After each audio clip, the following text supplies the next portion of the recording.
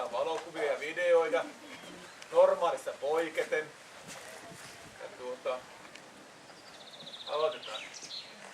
Pyhä Yrjänä näytelmä.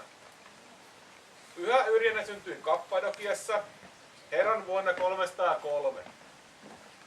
17-vuotiaana hän pestautui ratsuväen sotilaaksi ja pian hän oli tunnettu urheudestaan.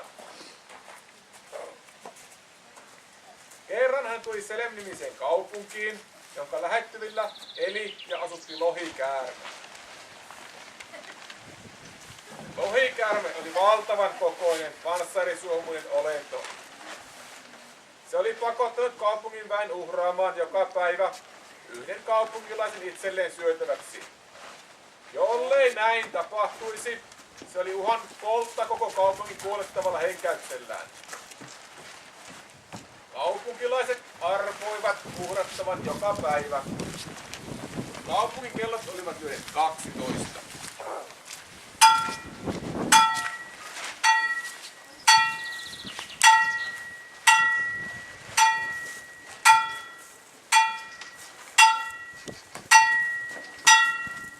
Kun Pyhä Yrjänä saapui kaupunkiin, oli taas arvan aika. Arpa lankesi kuninkaan kaunille tyttärelle.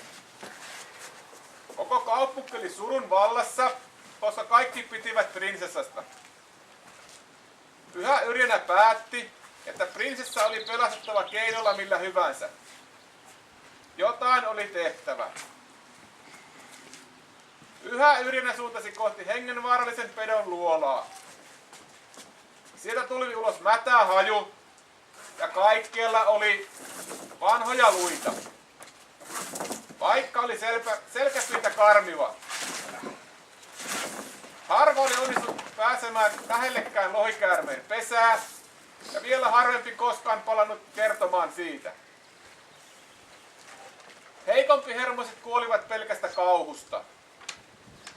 Pyhä Yrjänä lähestyi pelottavaa petoa. Lohikäärme tuijotti häntä julmilla silmillään. Ohuet savukiemurat nousivat sen sieraimista.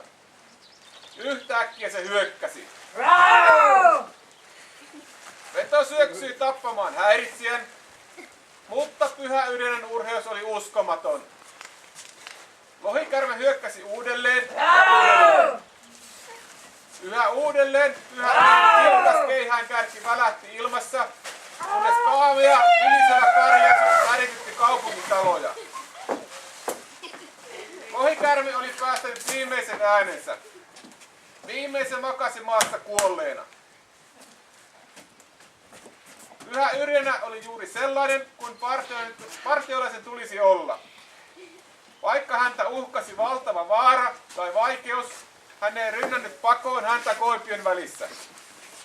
Vaikka hän oli huonosti aseistautunut lohikäärmettä vastaan, hänellä hän oli vain keihäs, hän silti pyrki tekemään kaikkensa kaupungin pelastamiseksi.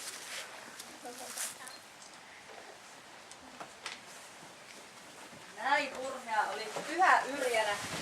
Eikös me huudeta näille loistaville näyttelijöille? AIV, rehu, rehu, rehu, turhaan emme kehu, kehu, kehu. AIV, rehu, rehu, rehu, turhaan emme kehu, kehu,